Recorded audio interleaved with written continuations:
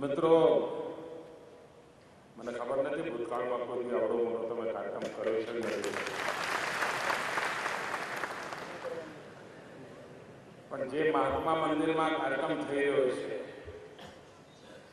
એ મહાત્મા મંદિરમાં તમારા પરસેવાની સુગંધ છે. કારણ જ્યારે મહાત્મા મંદિરનું નિર્માણ કર્યું ત્યારે નક્કી કર્યું હતું કે ગુજરાતના દરેક ગામમાંથી માટી આવે, ગુજરાતના દરેક ગામમાંથી જળ આવે અને સૌ તલાટી મંત્રીઓએ મળીને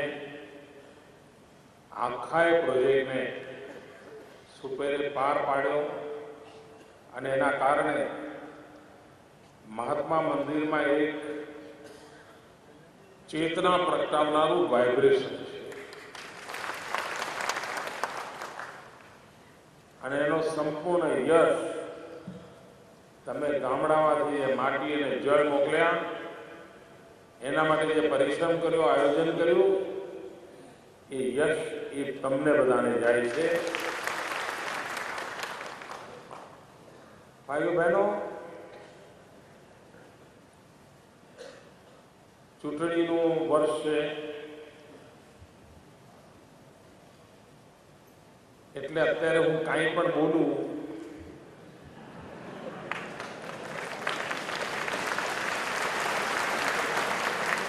તો જોખમ છે.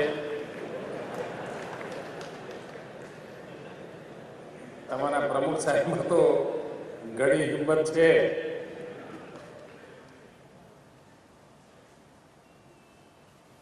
પણ મને મિત્રો ચૂંટણી હોય કે ના હોય મારા દિલની થોડી વાત કરવાનું મન થાય છે.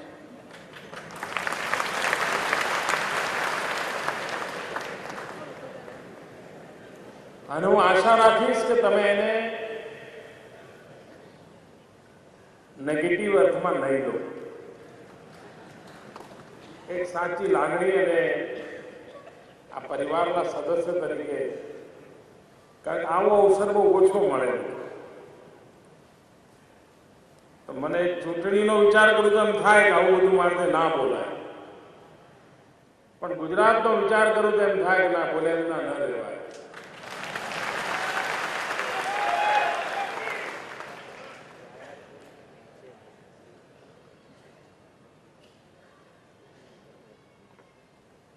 મિત્રો, તમે અનુભવ કરતા હશો ક્યારેય કોઈના જીવનમાં પોતાની આંખ સામે આવો એક દશકામાં બદલાવ આંખ સામે જોવા મળ્યું સંભવ જ નથી. જે તમને તમારી આંખ સામે દેખાય કે આવો બદલાવ. પહેલા ગામડામાં બજેટ શું, ગામડાને લેવા દેવા શું કે હતું જ નહીં. તલાટીનો પગાર બજેટ,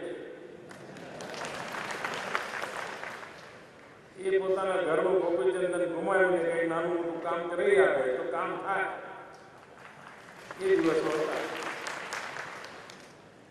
આજે મામલો લાખોને વટાવીને કરોડોમાં પહોંચી ગયો. અનેક તો ગામ એવા છે કે જે ગામોને ઇનામના પૈસા મળ્યા, 70-80 લાખ રૂપિયા ઇનામમાં આવ્યા છે અને એ એમણે બેંકમાં ફિક્સ ડિપોઝિટ કરીને એના વ્યાજમાંથી ગ્રામ સફાઈ માટેની આઉટસોર્સિંગ કરવી છે. સચિવાલયમાં આઉટસોર્સ કરવું હોય તો 6 મહિના ચીફ સેક્રેટરી મીટિંગ બોલે. ગામડામાં તલાટીએ હિંમતભેર નક્કી કરીને ગામડાની સફાઈનું આઉટસોર્સિંગ કર્યું હોય કે હિન્દુસ્તાનમાં ગુજરાત સિવાય કાંઈ ના હોય શકે. એનો અર્થ એ રાજ્ય કક્ષાના થિંકિંગ અને ગ્રામ કક્ષાના થિંકિંગમાં મને એક સૂત્રતા જોવા મળે છે. કંઈ કરવું છે, કંઈ નવું કરવું છે. મિત્રો, આપણે બધા જૂના જમાનામાં ઈશ્વરનું વર્ણન આવતું એમ આવતું હતું કે ભાઈ ફલાણા ભગવાનને સહસ્ત્ર બાહુ હતા, હવે મારા મનમાં નાનો હતો ત્યારે વિચાર આવતો કે ક્યાં ચોંટાડતા હશે. સહસ્ત્ર બાહુ એવું આ શરીર કરતું શું હશે? પણ મિત્રો, મુખ્યમંત્રી બનાવ્યા પછી હું જોઉં છું કે પરમાત્માને તો બધા સહસ્ત્ર બાહુ હતા, મને 12 લાખ બાહુ છે. મારા 6 લાખ કર્મયોગી ભાઈઓ છે, એમની ભુજાઓ, એના જ કારણે મને પરિણામ મળે છે. તો આપના જે બાહુ છે, આપની જે ભુજા છે, એ મારી અણમોલ શક્તિ છે, અને જેના કારણે આ રાજ્યની વિકાસ યાત્રાને આપણે તેજ ગતિથી આગળ વધારી શક્યા છીએ. મિત્રો, હમણાં ચર્ચા થઈ કે મને 4000 દિવસ પૂરા થયા. આગામી 7મી ઓક્ટોબરે, એક જ અઠવાડિયા પછી 11 વર્ષ પૂરા થશે.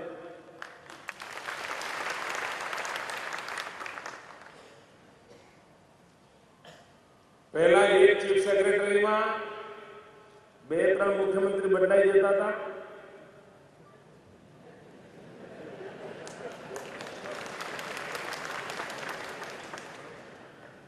મારા સામે 5 ચીફ સેક્રેટરી બદલાઈ ગયા.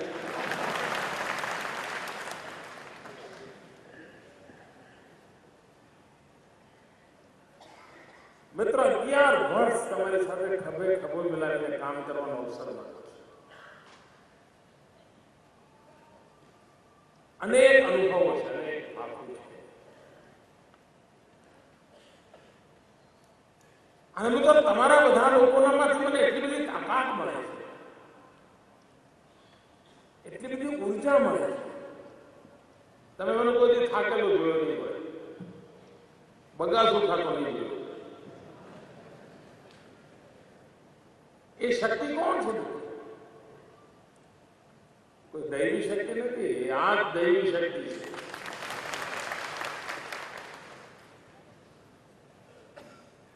દેવ દુર્લભ શક્તિ છે,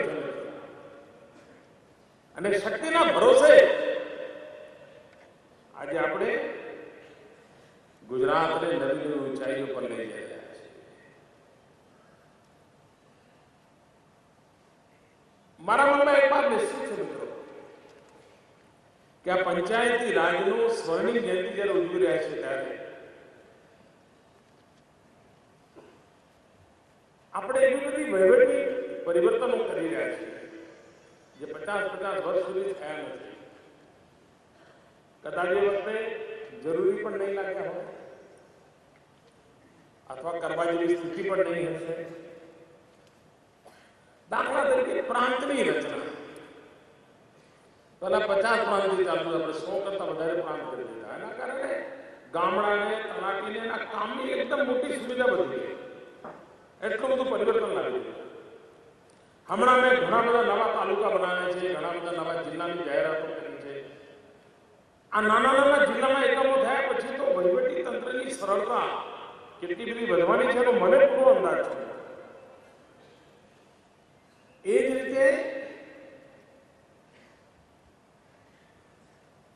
દાખલા તરીકે આંગણવાડી, એક જમાનો એવો હશે કે ગામના તલાટીને પણ ખબર નહીં હોય કે એના ગામમાં આંગણવાડી કોણ સંભાળે છે. એવો જમાનો હશે, પણ ખોટું ના લગાડતા. એક જમાનો હશે, કારણ એવું નાનું એકમ, એટલું બધું ઉપેક્ષિત એકમ કે જેના તરફ સરકારી કોઈ વ્યવસ્થાનું ધ્યાન ન જાય. આપણે એવા સાવ છેવાડાના એકમમાં પણ ડિગ્નિટી માટેનો પ્રયાસ કર્યો. અને આજે તમે કોઈ પણ ગામમાં જાઓ તો આંગણવાડીના વર્કરને જોઈને ખબર પડે કે હા, અહીંયા સરકાર મોજૂદ છે, જે અનુભવાતું નહોતું. મિત્રો, આજે નાનો નાનો બદલાવ લાવ્યા છે. દાખલા તરીકે હમણાં એમ્પાવરનું આપણે કામ કર્યું, ઇલેક્ટ્રોનિક મેન પાવર. મને ઘણા લોકો અનેક તલાટીઓએ પણ આ એમ્પાવરના કોર્સિસ કર્યા છે અને જેમણે કર્યા છે બધાને મારે અભિનંદન આપવા છે. કારણ કે આ દીર્ઘદ્રષ્ટિનું કામ છે.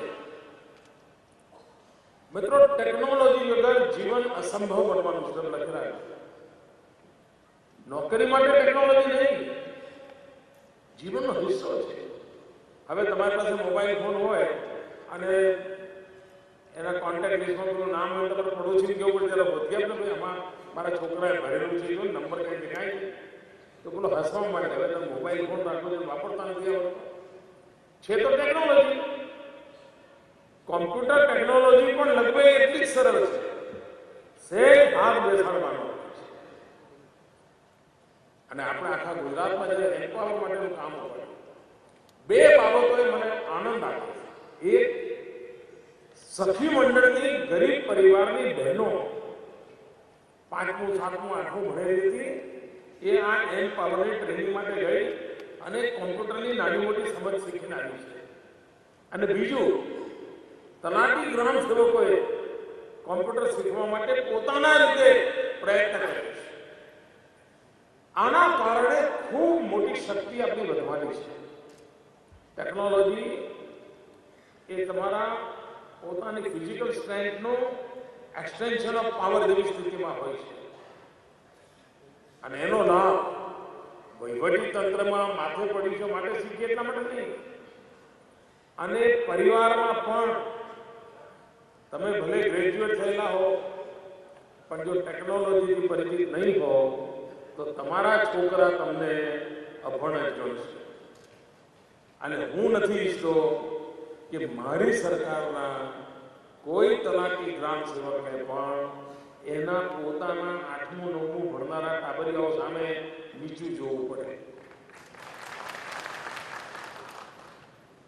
હું ઘણીવાર કહેતો હતો કે હું પહેલા કોમ્પ્યુટર પર કોઈ કામ કરતો તો મારા બાને આશ્ચર્ય થતું કે દીકરા તને આટલું બધું આવડે છે. પણ મારો ભત્રીજો આવે તો એમ કે શું કાકા તમને આ નથી આવડતું. આ બે પેઢીની વચ્ચે છીએ આપણે. મિત્રો, વહીવટી તંત્રના નાનામાં નાના એકમમાં ઈ ગ્રામ વિશ્વગ્રામ યોજના કરી છે ત્યારે બ્રોડબેન્ડ કનેક્ટિવિટી કરનારું આપણે એકમાત્ર રાજ્ય છે. સ્વાગત ઓનલાઈન કાર્યક્રમ ગામડાના લેવલે આપણે કરી રહ્યા છીએ. પણ જો મારું આ મહત્વનું એકમ એ જો ટેકનોસેવી નહીં હોય, એને જો ટેકનોલોજીમાં રુચિ નહીં હોય તો બોટલ નેક આવી છે. મિત્રો, રિટાયર થયા પછી પણ જીવનમાં તમને ડગલે ને પગલે ટેકનોલોજી પ્રત્યેક પળે તમારી સામે આવી ઉભી રહેવાની છે. તો આપણા સુખી જીવન માટે પણ એક મિત્ર ભાવે હું વિનંતી કરું છું કે આ ઉંમરે હવે શું કરવાનું ભૂલી જાઓ. આ ઉંમરે પણ તમને ટેકનોલોજી શીખવાનું કેળવવું જોઈએ. મિત્રો, મને યાદ છે એક પંડિત સાતવડી કરીને હતા વલસાડ પાસે પારડીમાં. 103 વર્ષ જીવ્યા હતા. એમની ઉંમર લગભગ 85 હશે ત્યારે મને પહેલી વાર એમના દર્શન કરવાનો મોકો મળેલો. ઋષિ તુલ્ય જીવન હતું. આ યુગના ઋષિ જેમને કહીએ એમાં એમનું સ્થાન ગણી શકાય. ખૂબ પ્રખર વિદ્વાન હતા અને મારા માટે અચરજ હતું કે 85 વર્ષની ઉંમરે પેઇન્ટિંગ શીખતા. મેં જો તમે શાસ્ત્રોમાં આવા પ્રખર પંડિત છો અને તમે પેઇન્ટિંગમાં તમે અત્યારે નહીં કે મને એમ થતું હતું કે જીવનમાં કોઈ ચીજ રહી ન જવી જોઈએ. આ જીવન 103 વર્ષ જીવન રહસ્ય. તમે કેકા શાસ્ત્રીનું નામ સાંભળ્યું છે જેમણે 250થી વધારે ગ્રંથ લખ્યા હતા અને 102 વર્ષ જીવ્યા હતા અને 102 વર્ષ પણ કામ કરતા હતા. છેવટના દિવસ સુધી કામ કરતા હતા. એમની લગભગ ઉંમર હતી 90-92. એ વખતે મેં એમને પૂછ્યું કે હવે આટલું બધું થયું શાસ્ત્રીજી, સહેજ આરામ કરો. એ 90 વર્ષ સુધી તો સાયકલ ચલાવતા કે શાસ્ત્રી. મને કે ના આરામ છો, હજુ મારે કામ બાકી છે. શું કામ બાકી બધું રહી ગયું? તો કે કોમ્પ્યુટર મારે શીખવું જ પડશે. 92 વર્ષની ઉંમરે કોમ્પ્યુટર શીખવાની તમારી મિત્રો જીવનની અંદર આ ચીજ એટલી બધી ઉપકારક થતી હોય છે ટેકનોલોજી. એટલે મારી એક અંગત મિત્ર તરીકે વિનંતી છે કે આ બાજુ અહીંથી સંકલ્પ કરીને કરીએ. સરકારનું કોઈ કામ ના કરવું ના કરવું, કોમ્પ્યુટર પર હાથ ના લગાવ ના લગાવ, એ તમારી મરજી. પણ તમારા કુટુંબમાં સુખી જવા માટે, તમારા સંતાનો સામે માથું ઊંચું કરીને ઉભા રહેવા માટે, તમારા સંતાનોને દિશા આપવા માટે મહેરબાની કરીને મિત્રો ટેકનોલોજી તમે શીખો. એક વાર તમે ટેકનોલોજીને જોશો, તમને અંદાજ આવશે કે તમારી શક્તિ કેટલી વધી ગઈ છે, તમારામાં કેટલી સરળતા આવી ગઈ છે. તમને અનુભવ આવશે. અને સમયની માંગ છે. તમે તમારા બાળકોને જોતા હો, ઘરમાં તમને વીસીઆર લાયા હો તો ના ચલાવતા આવડે, પણ તમારા દીકરાનો દીકરો બધું એમ ચલાવતા આવડે. તો આપણે એનાથી તો ગયા નીચેના નથી. તો આટલી મારી તમને વિનંતી છે. બીજી વસ્તુ મિત્રો, મારા હિસાબે ગામના તમે ચીફ સેક્રેટરી છો.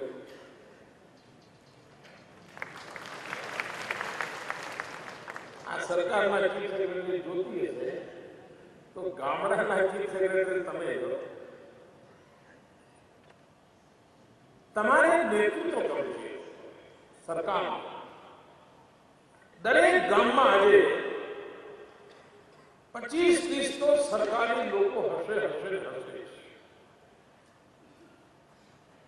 જેના ત્યાં સરકારનો પગાર પડતો હશે, જેને ત્યાં સરકારનું પેન્શન આવતું હશે, એવા દરેક ગામમાં 25-30 લોકો હશે. કમ સે કમ વર્ષમાં 3 વાર 2-3 કલાક માટે અધિકૃત રીતે તમે એમનું મિલન સમારંભ ગોઠવી શકો. તમારા ગામનો કંડક્ટર હશે, તમારા ગામનો ડ્રાઈવર હશે, તમારા ગામનો શિક્ષક હશે, તમારા ગામના આંગણવાડી વર્કર હશે, આશા વર્કર હશે, હેલ્થ વર્કર હશે. આ બધું તમે જે જોવા જાવ ને, ટોળું 25-30 નું થાય. અને એક વાર તમે અનુભવ કરો કે તમે આટલા બધા લોકો છો અને બધા સાથે મળી નક્કી કરો કે આગામી 3 મહિના આપણે બધાએ સરકાર તરીકે આ ગામમાં આ કામ પૂરું કરવું છે, બીજા 3 મહિના આ પૂરું કરો. તમે મને કહો કે આ લીડરશીપ તમે લો તો આ ગામની શકલ સ્રોત કેટલી ઝડપથી બદલાઈ જાય. આજે તમને એકલા લાગે, તમને એમ લાગે કે હું સરપંચ આ બધું કેવી રીતે કરું. કાં તમને લાગે આ ટીડીઓનો દંડો પડ્યા હોય, આનો દંડો પડ્યા હોય. એના બદલે તમે કે ગામ, તમારું ગામના તમે ચીફ સેક્રેટરી છો, તમે તમારા ગામના રાજા છો અને તમારે ગામને ગ્રીન બનાવવું છે, તમે ગામને નિર્મળ બનાવવું છે, તમારે ગામને તીર્થગ્રામ બનાવવું છે, તમારે ગામને સફાઈ બનાવવી છે, તમારે ગામમાં શિક્ષણ સારું કરવું છે, તમારે તમારા ગામની શાળા A ગ્રેડમાં લાવી છે, તમારા ગામની આંગણવાડીમાં એક પણ કુપોષિત બાળક નથી. ગામ પોતે નિર્ણય કરે. એક નાનકડા ગામમાં 25-30-40 લોકોની આવી ટીમ આ નાની વાત નથી. નક્કી એવું કરીએ આપણે, માનો કે 26 જાન્યુઆરી, 1 મે અને દિવાળી 3 મિલન સમારંભ તલાટીના નેતૃત્વમાં ગામમાં થાય. 26 જાન્યુઆરી ધ્વજવંદન પછી 2 કલાક 3 કલાક બેસવાનું, ગામના વિકાસની બ્લુપ્રિન્ટ હોય એની ચર્ચા થાય, ગામનું આયોજન શું થાય.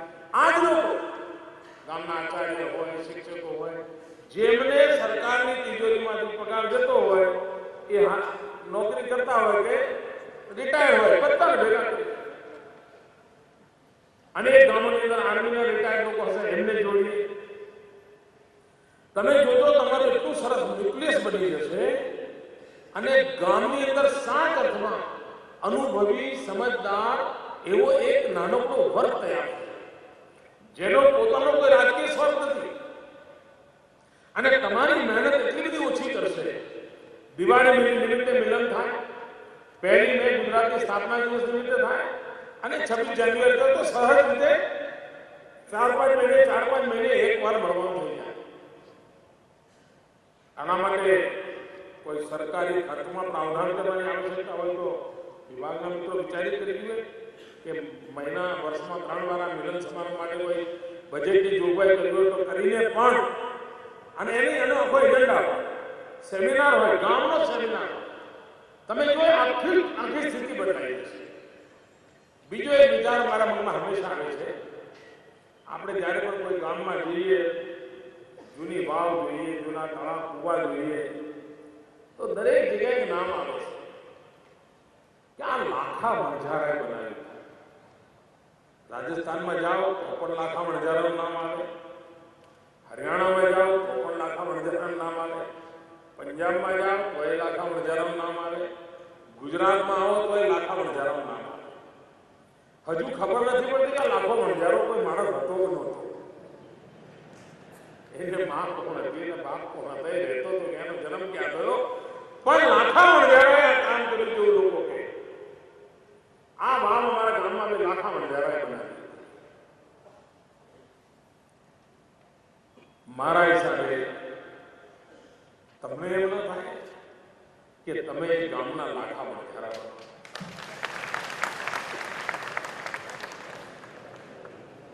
તમારા કાર્યકાળ દરમિયાન એક ગામમાં પાણીની ઉત્તમ વ્યવસ્થા તમે કરવાનું સપનું છે તો શું થાય મિત્રો?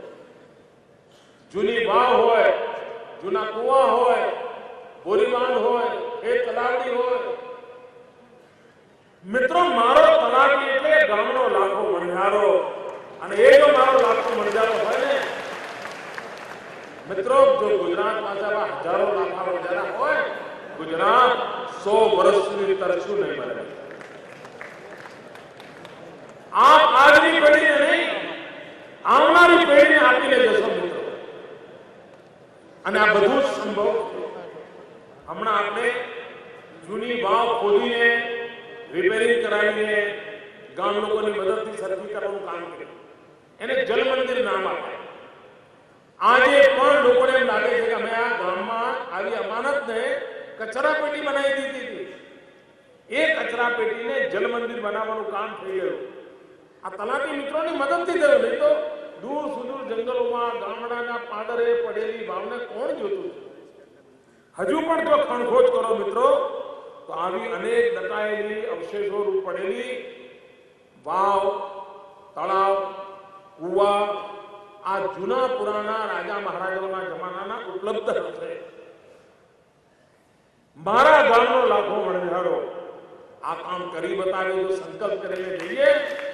ભાઈઓ, આવનારી પેઢીઓ યાદ કરશે. આવનારી પેઢીઓ યાદ કરશે કે ભાઈ આજે અમારું ગામ તરસ્યું નથી એનું કારણ 50 વર્ષ પહેલા પેલા ભાઈ અહીંયા હતા ને, એ અમારા બીજા લાખો વણઝારા હતા, એ યાદ કરીને ગયા હતા. આવું લોકો મિત્રો, તમારી પાસે શક્તિનો અંબાર પડ્યો છે. આ શક્તિની અંબારનો ઉપયોગ થશે તો ઘણું બધું થશે એવો મને વિશ્વાસ છે. મિત્રો, આજે જ્યારે આપની વચ્ચે આવ્યો છું ત્યારે ઘણા બધા લોકોનું ધ્યાન મારા ભાષણમાં નહીં હોય.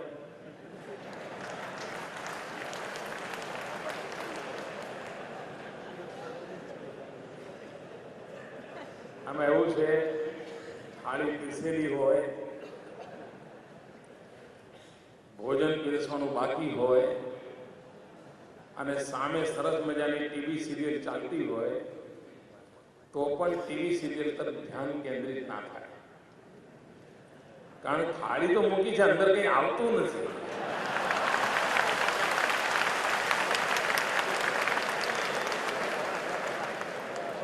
તો ગમે તેટલી સિરિયલ ચાલતી હોય પણ મન લાગે નહીં. રસોડામાંથી શું આવશે?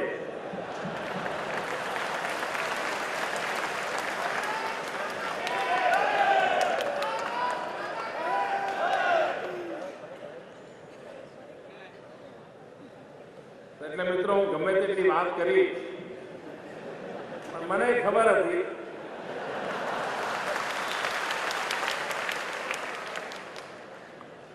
મિત્રો 3 બાબતોનો મારે ઉલ્લેખ કરવો છે.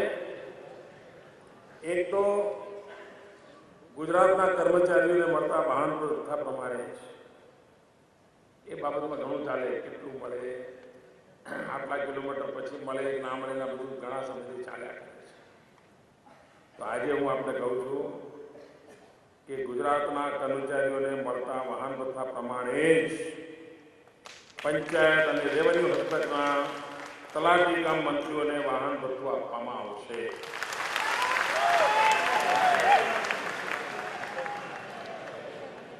મિત્રો હવે કામ વધતું જાય છે. મેં કહ્યું એમ ગામડું પણ એક સચિવાલય બનતું જાય છે. તલાટી મારો ચીફ સેક્રેટરી થઈ ગયો ગામડાનો, અને એની એક ટીમ બનતી જાય છે, અનેકવિધ કામો કરતા જાય છે.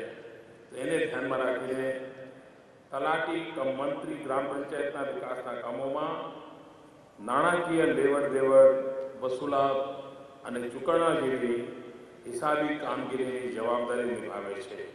આ વધારાની જવાબદારી એની પાસે છે, જેથી તેઓને કેશ એલાઉન્સ તરીકે ₹100 આપવા નિર્ણય કરેલ છે, જે પહેલા આપણે ત્યાં અપાતું નહોતું. એ જ રીતે ત્રીજી જે વાત મારે કરવી છે તે ગ્રામ કક્ષાએ તલાટી કમ મંત્રી વિકાસના કામોમાં અમલીકરણ અધિકારી તરીકે ફરજ બજાવે છે. 1990 થી આ કામગીરી પેટે માસિક ₹100નું ખાસ ભથ્થું એને મળતું રહ્યું છે. હાલમાં ગુજરાતના વિકાસની ગતિ વધુ છે. તેઓની કામગીરી ઉપરાંત વધારાની 100% જેટલી વિકાસની યોજનાઓના અમલીકરણ અધિકારી તરીકે તલાટી કમ મંત્રીઓ ફરજ બજાવતા હોય. આવી તમામ યોજનાઓનું સારી રીતે, વધુ સારી રીતે, વધુ ઉત્તમ રીતે અમલીકરણ થાય એ માટે ખાસ ભથ્થા તરીકે ₹100ના બદલે ₹900 આપવાનો નિર્ણય કર્યો. આમ મિત્રો, કુલ ₹1000ના ભથ્થા સાથે નવી વ્યવસ્થાઓ આપવા માટે આજે તમારી વચ્ચે આવવાનો અવસર મળ્યો છે. આપે એટલો મોંઘો અને જોરદાર હાર પહેરાવ્યો છે એમ કે મારાથી પાછા ન જવાય. પણ મિત્રો, કપરામાં કપરી પરિસ્થિતિમાં આપે આપના કાર્યને ઈશ્વર માનીને કામ કર્યું છે. અગવડ ભર્યા દિવસોમાં પણ આપે ક્યારે ઊંઘ નથી બતાવી. અને માટે હું આપ સૌ મિત્રોને હૃદયથી ખૂબ ખૂબ અભિનંદન આપું છું, આભાર માનું છું. જય જય ગુજરાત.